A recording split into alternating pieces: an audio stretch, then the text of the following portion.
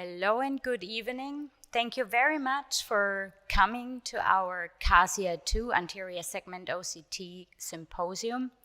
We have two key speakers here, which I like to introduce to you. One is Professor Christopher Leung from Hong Kong. And then we have Dr. Felix Gonzalez-Lopez from Madrid in Spain. Thank you very much for joining, and I hope you will have an enjoyable time here. And may I hand over to Chris? Thank you.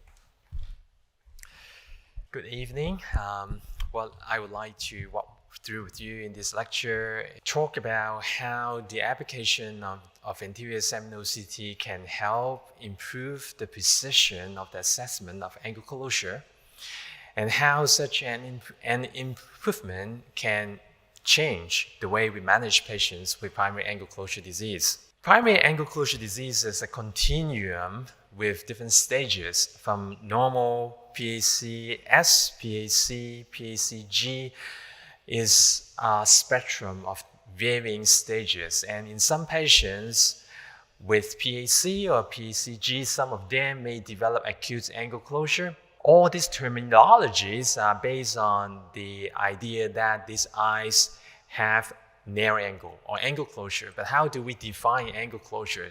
Typically, we rely on gonioscopy. And the most common definition we use is when we cannot see the posterior trabecular meshwork for more than 180 degrees, then we will say these eyes have angle closure element. For PAC-S, is a condition where we don't have high intraocular pressure, we don't have glaucoma. For PAC, we have high intraocular pressure, or peripheral anterior synechiae, or both. For PAC-G, we have these elements together with evidence of glaucoma.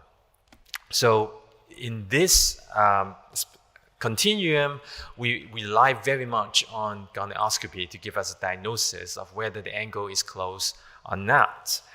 The idea here is we have to be aware that all the clinical trials we have in terms of the management of angle closure disease, they are all very much depends on this definition based on gonioscopy assessment. And we know for PAC and PAC-G, these eyes may need LPI, laser peripheral iridotomy, in order to prevent acute attack. And also in some cases, we can reduce intraocular pressure in these patients. For PAC-S, actually, we are less certain about whether LI is actually indicated. There are a lot of patients in Asia, and I'm sure there are also a lot of Asian patients in the West that they have PAC-S, but we are confounded with the issue whether they really need laser iridotomy. This is one of the landmark trials which indicate that LPI may not be indicated, or we can say widespread prophylactic laser iridotomy is not recommended. It's what it mentioned in this paper. What this paper shows here is they randomize the same individual, one eye with LPI, another eye without any treatment. These are all patients diagnosed with PAC-S, and they followed them up over 6 years. And what they found was the risk of angle closure attack, the risk of development of IOP elevation or PAS was actually very small. For the treatment group, we're talking about 2% over 6 years. For the observation group is about 4%. So the risk is very low over a very long time. That's why the paper recommended that it's not necessary to perform LPI for all individuals. But what we don't know here is who would actually need LPI.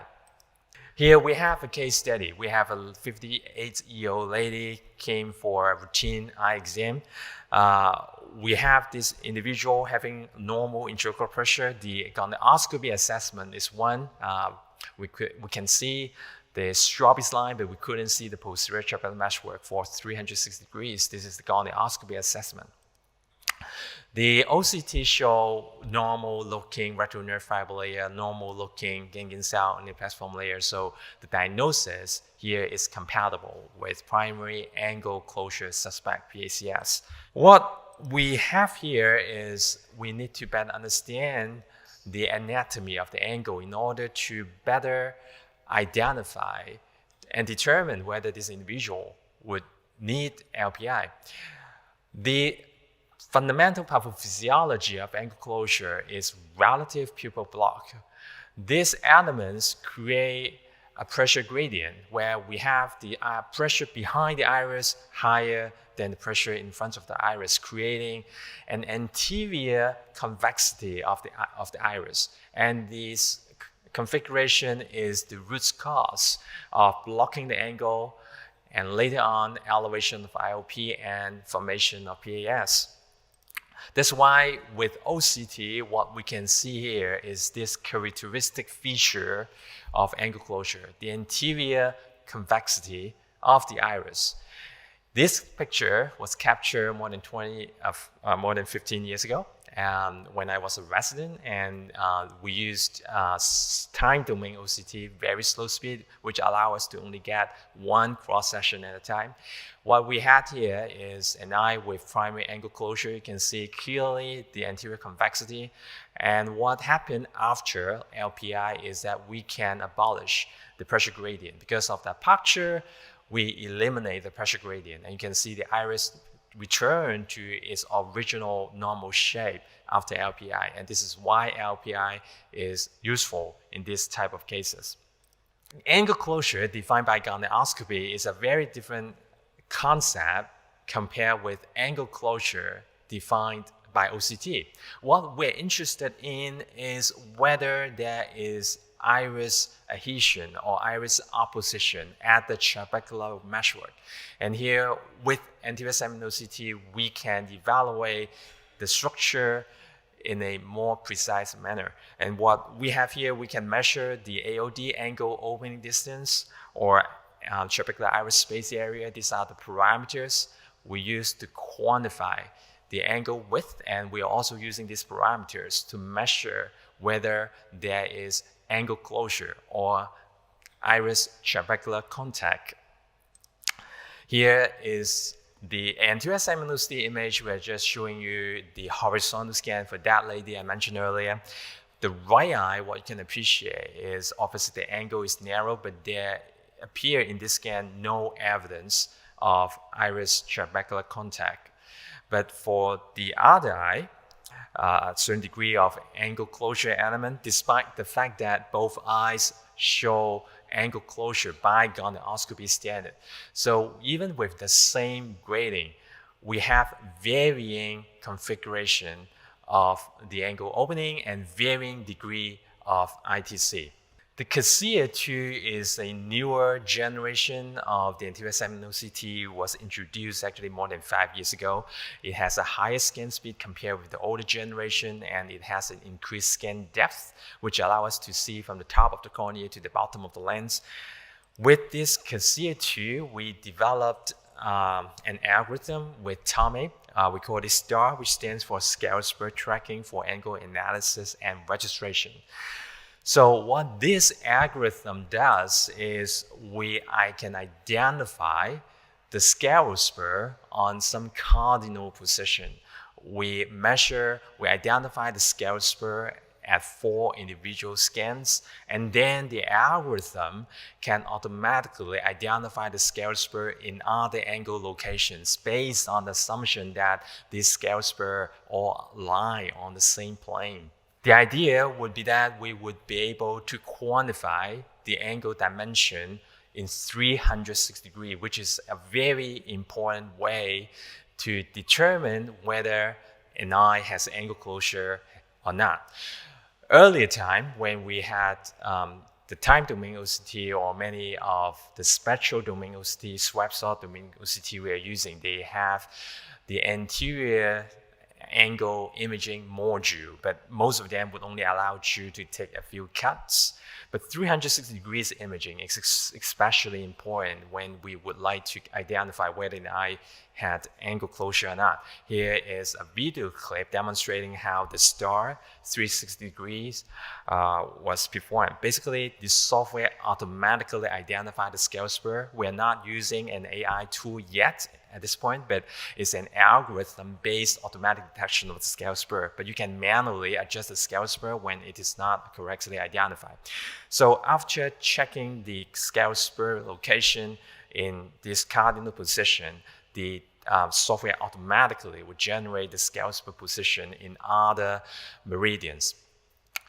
In the latest protocol, we scan the eye in 18 B scans, so every 10 degrees we would have a measurement. The software automatically processes and segments the iris and the cornea, and this is what we get at the end. Each B scan, we will have this individual angle measurement. We can measure the lens dimension, we can measure lens curvature, as well as the ITC. And here is the polar plot demonstrating the distribution of AOD 500, which is a parameter. We measure the distance from the cornea to the iris. And in this case, what we have here is we conducted a study with a number of international glaucoma specialists, people interested in angle closure from Japan, from China, from US, from Singapore. And what we are interested here is to understand how we can use this new tool to better evaluate angle closure, and more important, how would that be related to the risk of angle closure and angle closure glaucoma in eyes with primary angle closure suspects. So there are a number of questions that we have addressed in this study. The first question we ask is, where is iris trabecular contact detected in eyes with gonioscopic angle closure? So we study about 170 patients with angle closure. They have primary angle closure suspect or PAC or PACG. And we are looking at this parameter, AOD 500 equal to 0, which is, in a sense, ITC. What we show here is a polar plot demonstrating the frequency in the individual axis along the different location meridians of the eye. The superior and the inferior quadrants are the most frequent areas where you found iris trabecular contact. And then the second question we ask is, what extent, what degrees of ITC we would be able to see in patients with angle closure detected by gonioscopy. The y-axis here illustrates the cumulative number of eyes with ITC, and the horizontal axis show total number of angle locations with ITC. And what we have here is about a third of these PACD, primary angle closure disease people, had ITC for over 180 degrees. Now, this is a very interesting finding. It also highlights the fact that I mentioned earlier, angle closure by gonioscopy is different from ITC measured by anterior segment OCT. And I believe ITC is a more precise and a more reliable way to evaluate angle closure than gonioscopy. One reason pertains to the fact that we can always evaluate the angles in the dark using anterior segment OCT, but when you use gonioscopy, it is inevitable that there will be some light and the angle will be opened up. And that can underestimate the prevalence of angle closure. And this is why this slide is important, demonstrating the disagreement between anterior segment OCT assessment versus gonioscopy assessment. The third question we ask is, what is the prevalence of eyes with angle closure by gonioscopy actually having no evidence of ITC in anterior segment OCT? Actually, about 15 to 17%, pretty high proportion of eyes with PACD actually had no ITC at all. The fourth question, the most important question we have here is, what is the risk of development of PAC and PACG? These are the patients that are of more concerns in eyes that have gonioscopy diagnosed angle closure. And it's important to highlight the fact that here we have ITC measured by OCT being related to the risk of angle closure, but not so much with the gonioscopy. So this is another angle you can look at it, a way to highlight the fact that anterior segment OCT actually is a more precise tool for us to evaluate angle closure. More important, it is related to the risk of angle closure, glaucoma, and primary angle closure. The limitation of the study here obviously is a cross-sectional study. We need longitudinal study follow-up to validate what we have observed. Going back to this patient, so we had this patient came to me, and we did the STAR 360-degree, and it gives you a very clear idea that this eye had more than 180 degrees of angles having ITC. And the left eye, what we have here is we have about 90 degrees of angles having ITC. So the right eye is worse than the left. So what I did back then was I discussed with the patient. Here is just some highlight demonstrating that there are some elements of angle opening, although the angles are narrow, although the angle would be diagnosed as angle closure with gonioscopy, but with OCT, we can clearly demonstrate there's a gap there. The iris is not yet adhering the trabecular meshwork.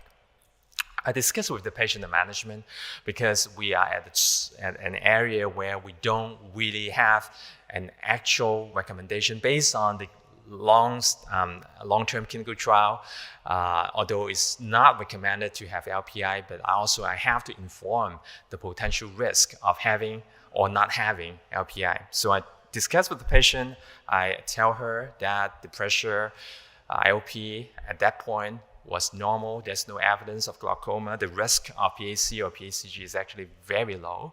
And after that discussion, the patient actually opted for observation.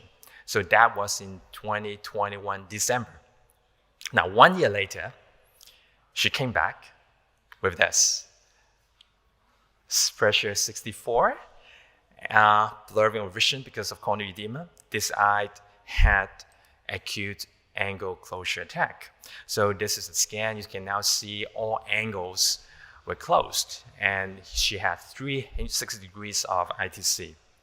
So what we did back then was I performed argon laser peripheral iridoplasty, which I believe is an easy approach to handle acute cases. LPI could be difficult because of the fact that the eye was inflamed and the angles was closed. LPI actually is a very viable option in this type of scenario.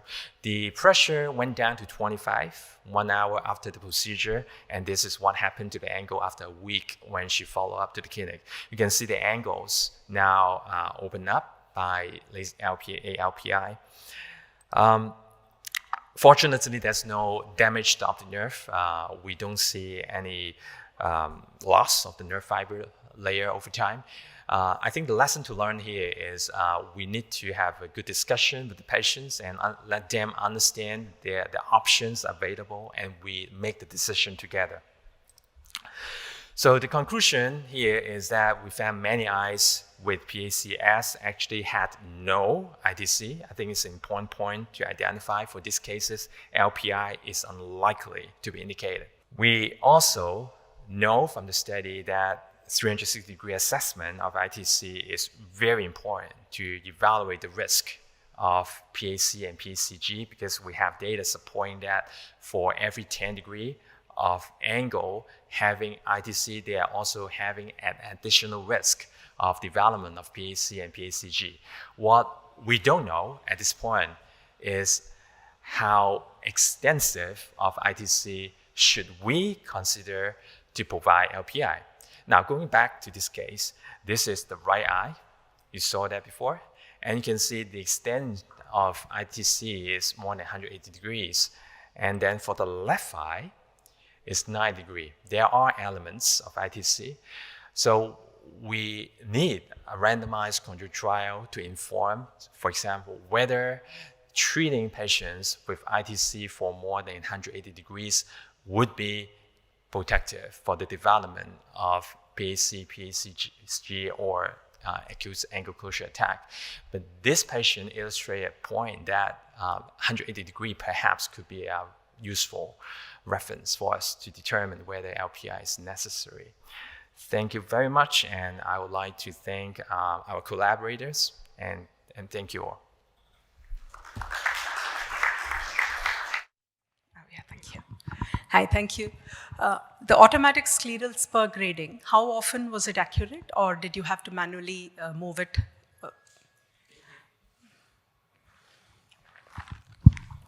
It's pretty accurate because in the BC clinic, obviously, we don't want to spend time to look at the scale spur and every scan.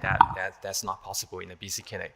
But for the tool that we develop here, we only need to carefully identify the scale spur, make sure the scale spurs are correct in these 4 cardinal scans, and the rest actually can give us a pretty good assessment of the angle opening. And then we can use the polar plot to inform clinical decision.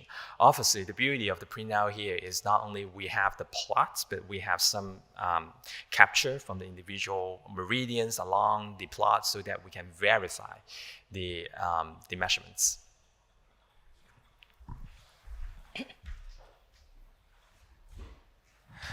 Thank you very much. Are you now conducting a study or a RCT to determine the risk of angle closure depending on the extent of the...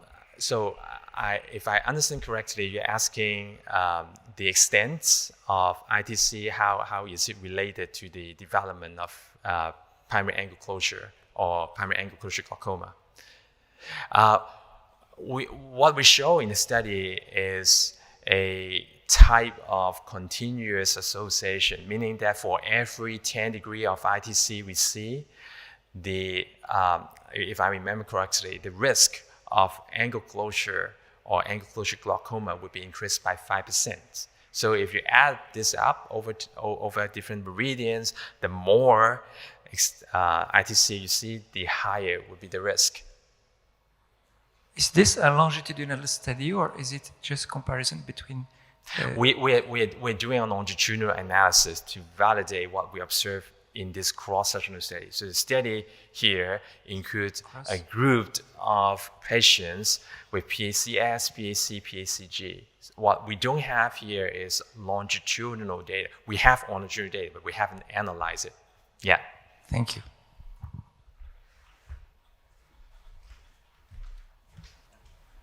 Okay. Thank you very much, Chris. Very nice. Continuing with Dr. Felix Gonzalez-Lopez. Good evening. Thank you very much, Catherine, and all the whole team, Tomey, for the invitation to speak here. Okay, my speech is about the significance of the trabecular iris angle in posterior chamber Phakic intraocular lens surgery. So the first thing is I'm a refractive surgeon. I'm specialized in the field of Phakic lenses. This is my publication, my scientific publication in this field. I attended some meetings about this kind of lens, and I have some awards, and I compete with Chinese surgeons. You can see I'm here. Okay, so Chinese, you have many patients, and we don't have so much. So but I'm not a glaucoma man, so I want to apologize for all the mistakes I will make in this presentation. So let me introduce the posterior chamber Phakic lenses. This is one of the posterior chamber Phakic lenses that has been in the market, but I will focus in this one, in the ICL, the implantable columnar lens. It's the most implanted lens since 1997. It is made by Star Surgical from the United States. We had studied 2 million of implants worldwide in the last 25 years. And I like to show this work from the Ophthalmology 2016. It was published there from Holden. We stay here, and we are going here. We will have 1 billion, of high myopic people in the world in the 2050. This is the prevalence of myopia expected in 2050. So the trend is to have more myopia. And there are some surgical procedures to correct the myopia, but the Phakic lens is the only procedure to successfully correct high myopia in young people.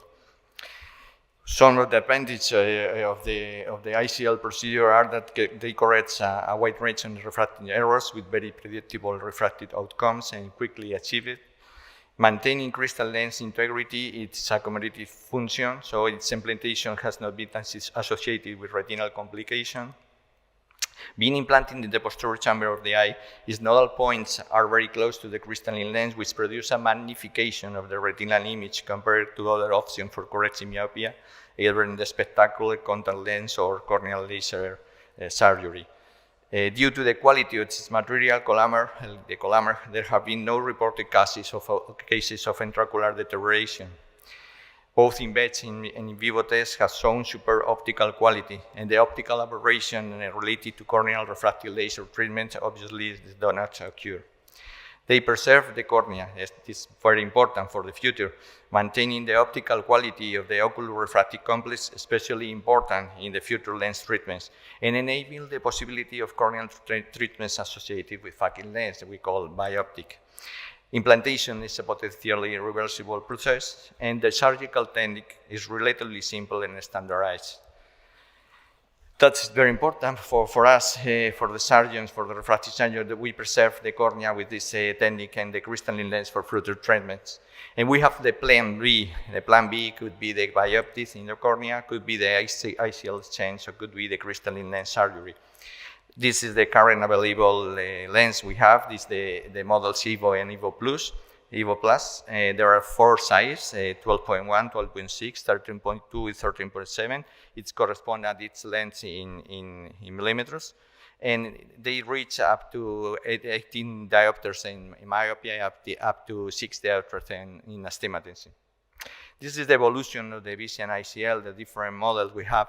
But it was in 2011 with the advantage, with this model, with the launch of this model, the V4C, after that the Evo Plus, with the 360 microns port in the center in the optical zone, was designed to provide natural aqueous humor fluid without the need of iridectomy. It was in this moment when the ICL story was rewriting. Here you have 2 different lenses. In your left side, you will see this is from the Casia video application. It's very amazing. We have the vertical section in the left. It's a no central port lens. You will see that when you see when the movements of the crystalline lens and the iris pushing down the lens, the flow of the aqueous humor is run through the iridectomy. But in case of this lens, the synergic movement of the pupil and the crystalline lens do that the aqueous humor goes just directly in the center of the lens. So that is very interesting. I asked for a star company that, based on this image from the Casia, just to perform this animation, and you can see the theoretical movement of the humus aqueous running through the central port, how it diffuses in the posterior chamber, and it's that probably is the reason, because this complication like anterior segment cataracts or acute glaucoma with this model has almost disappeared. We had to talk about the ICL, we had to talk about the bolt. The bolt is defined as the physical distance between the back surface of the lens and the anterior surface of the crystalline lens. And it's traditionally the main concern about the safety of the Visian implantator collamer lens. We had been talking since 1995 about the bolt, and it was in 2011 when we started with the application of the dynamic application of when started to work with the dynamic application of the Casia. We developed this concept, the dynamic bolt. We think that it's a paradigm shift in the bolt assessment. We define it these two dynamic concepts. The ball interval refers to central ball values measured in maximum mydriasis and meiosis, expresses in microns after external light-induced pupil change. The ball range, that is the calculated difference between the two values obtained after these measurements. The ball range in this lens in this series was 153 with a standard deviation of 73, so it's quite a lot because our target in the bolt in the ICL usually is 500, so you can imagine that is too much. You can see here the dynamism of Phakic lenses, of different Phakic lenses. You can see the changes here. But bold is in relation with the ICL sizing. So in the sizing of the ICL, we have the lens size, we have the lens power, because the intrinsic ball of the lens is associated in relation with the lens power. We have the biometric parameters, we have the pupil and anterior segment dynamic, and we have the optics positions. But really the surgeon, the only who can modify it is the size of the lens. So the ICL size is in relation with the angle, with the ball is in relation with the angle. So let's start to talk about the trabecular iris angle in the relation with the ICL. With the Casia 2 and the other anterior segment device, we can perform OCT device. We can perform a lot of measurements. We can perform the angle to angle. That's very important for the calculation of the sizing of the L, anterior chamber wide, the crystalline lens rise, very important also. The pupil diameter also. But also we can do measurements in trabecular iris angle. You know these measurements, the angle opening distance, the angle recess area, the trabecular iris space area. But we will focus in this trabecular iris angle, the TIA, because TIA is very important for us when we are managing the ICLs. TIA is it could be a little mess concept. We started with the scleral spur. From the scleral spur, we draw a line in the posterior back surface of the cornea, 750 in this sample, 500 or 250. Then a vertical line from the iris, and from the iris in this point, we go to the angle recess. And from the angle recess, we draw another line, and this is the TIA 500, the TIA 500, sorry. So it's a little bit difficult, but you don't have to worry about that because Casia do automatically for you. This is the measurements that it do, and for example, in an eye just before the operation, after to do the implantation of the ICLs, we have all the parameters in the horizontal section. In here, we have the parameters of the anterior chamber, the other biometric parameters. Here we'll see that the pre-op, the change in these parameters in the iris measurements, pre-op, post-op. Here's pre-ops, the trabecular iris angle in post-op. Here pre-op, the angle opening distance in post-op. Here also the angle recess area pre and post, and the trabecular iris space area before the surgery, after the surgery. So the next question will be, which are the normal pre-op and post-op TIA values? So in this series, we published it in 2019.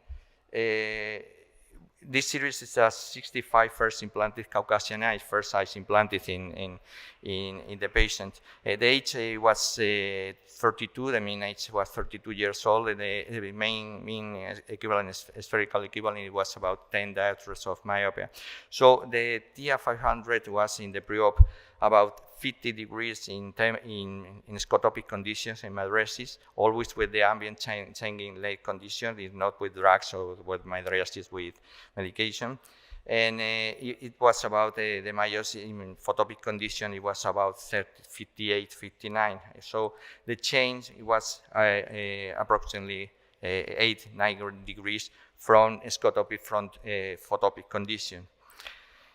In the post-op, we will have the scotopic condition about 30, and the photopic conditions in about 37, 38. So the change again is about 6-7 degrees.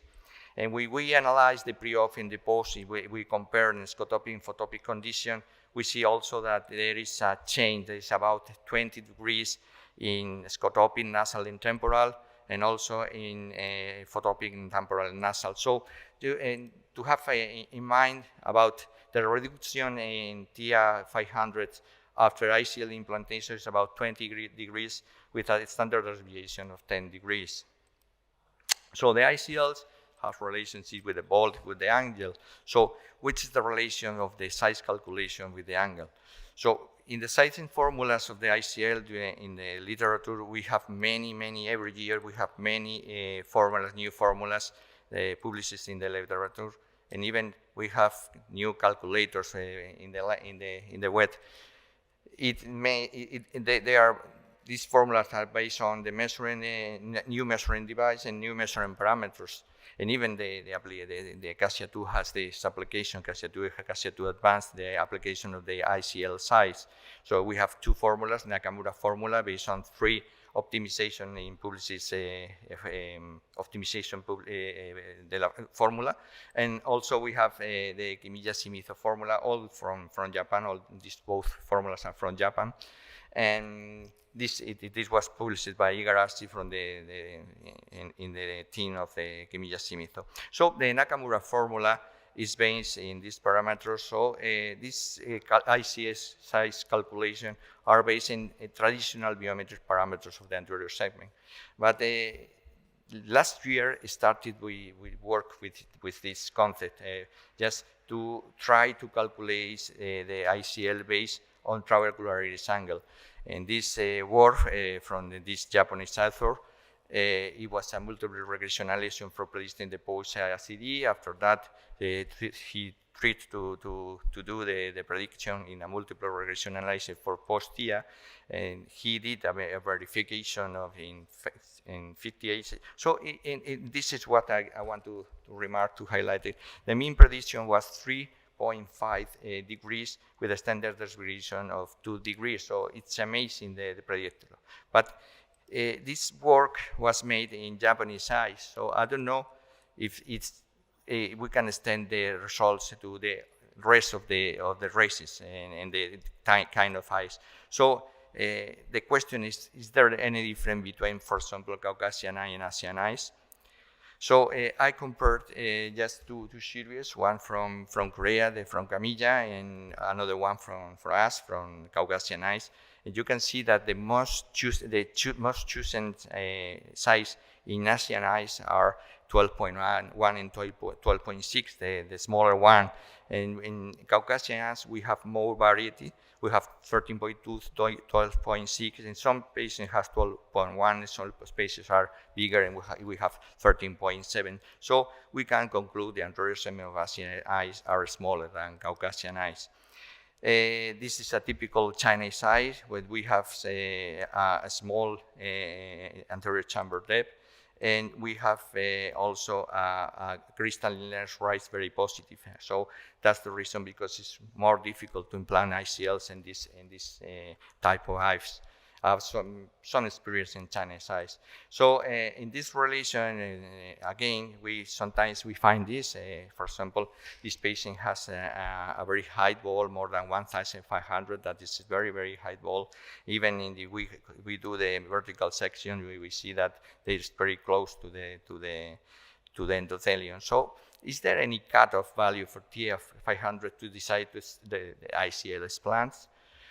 Well, and I'm not sure that it's correct. I look for in the literature, and in this Kumijima study, they say that in the cutoff value for TIA500 could be in photopic condition 15 degrees in normal eyes, in virgin eyes.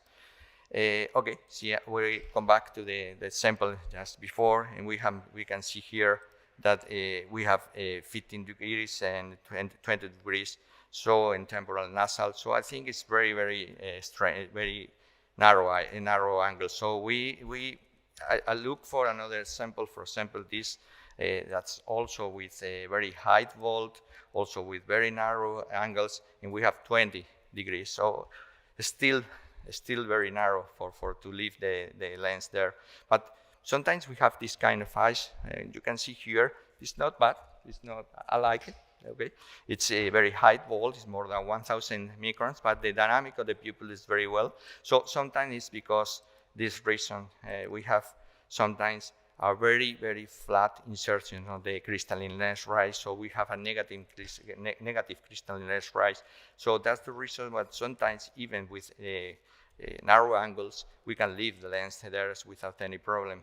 And also, for example, here we have opening angles and very opening angles, and the vault is quite high. But sometimes happen like this, the vault is high, but the angles are not very narrow, but the dynamic of the pupil is not very good. So I changed this lens, I inserted a 12.6, the other one was 13.2. You can see that the dynamic is very good. It's much better. The patient complains before the exchange, complains about the halos and some difficulties in focusing. And now the patient is very good.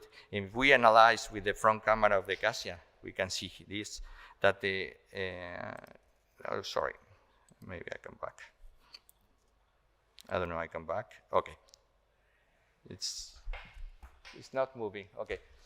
Okay, it's not moving, but it's amazing. You can see in the booth because there is a completely different movement of the stop the videos. I don't know why. Okay, anyway, is there any cutoff value for 500 to decide this? Not yet, because we have the relativism of vault. Relativism is a family of philosophical views which deny claims to objectivity within a particular domain and assert evaluation in that domain are relative to the perspective of an observer or the context in which they are assessed. So that's very important, the context in which they are assessed. So the relativism of vault will be that the vault must be assessed in relation to the biometric parameters and the dynamism of the ocular anterior segment. I don't know what happened with the videos. Okay, they have stopped, but they. So vault is dynamic. Vault is based on the crystalline lens rise. Is effective for the pupil pushing. Is effective for the widening of the anterior segment with the movements of the eye. It's effective for the optic positions, for the ciliary sulcus anatomy. But vault is also relative. So the key messages in this presentation will be that anterior segment OCT currently represents the best tool to analyze the pre-op and post-op of posterior chamber Phakic lens surgery. The Casia 2 dynamic application allows to study both the vault of the lens and the trabecular iris angle in a very predictable and reproducible way, and according to the movements of the pupil and all the other structures of the anterior segment. And trabecular iris angle analysis is gaining more and more weight in the preoperative evaluation of Phakic lens implantation, complementing the postoperative vault prediction formulas. So thank you very much for your kind attention. Thank you very much, Felix. Yeah, it's your turn now. Do you have any further questions to Felix's presentation?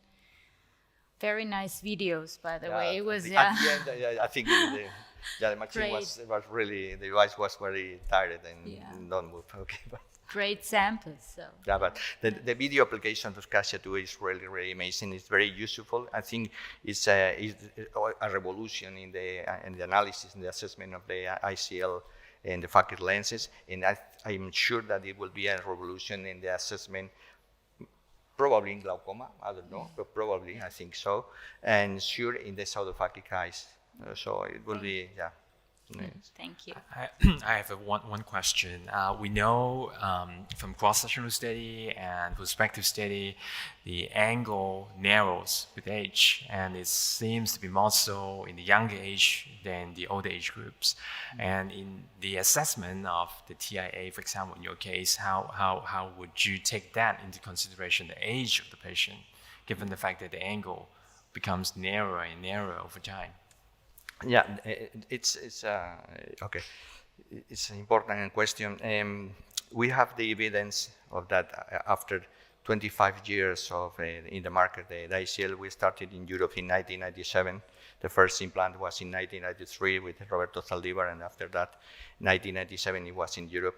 And since that, there's only few cases. I didn't have time to talk about here about the glaucoma and ICL the relation, but only there are few cases of in the literature, and I've never seen, and I've implanted a lot. I've never seen a glaucoma pigmentary after the ICL, so that you can think that okay, the ICL is is all the time in contact with the pigmentary epithelium of the iris. So it's amazing that in all the movement we have in the pupil during the day, there is no pigment dispersion. So it's for me it's amazing. It's incredible because it's in contact, in completely contact. So that's true. Yeah, you are probably a glaucoma surgeon, so maybe you have some cases with glaucoma and ICL. But really, it's very, very, very strange to see. So I don't know what it will happen in the future. Maybe the angle is closed here in the horizontal meridian, but maybe in the vertical meridian is more opening. Okay, I don't know. But the real is that we have more than 2 million implants in the world, and the glaucoma is not really an issue of concern in ICL implantation. Okay? Yeah, well, okay, thank you. Thank you very much. What a wonderful speeches we heard today, and yeah, thank you very much for your time and for your effort to present these presentations, and also with the Casia too. Thank you very much for all your effort, and yeah, thank you for being here and for joining us tonight.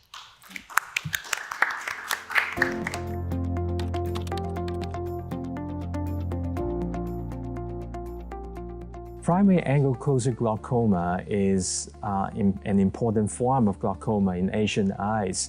Evaluation of the angle width is tremendously important in the risk assessment for patients with angle closure. When we evaluate angle closure, we really need to get a cross-sectional view, and more important, we need to evaluate the angle in the dark. With gonioscopy, it's often inevitable that we need to rely on light to visualize the angle, and that can actually underestimate angle closure, because with light, the pupil constricts and then the angle can be opened up. Assessment of ITC with anterior segment OCT is critical. We can analyze frame by frame, B-scan by B-scan, to quantify the angle in a reproducible and objective manner, because we all know gonioscopy suffers from high inter-observer as well as intra-observer variabilities. So these are the two key advantages of anterior segment OCT over gonioscopy.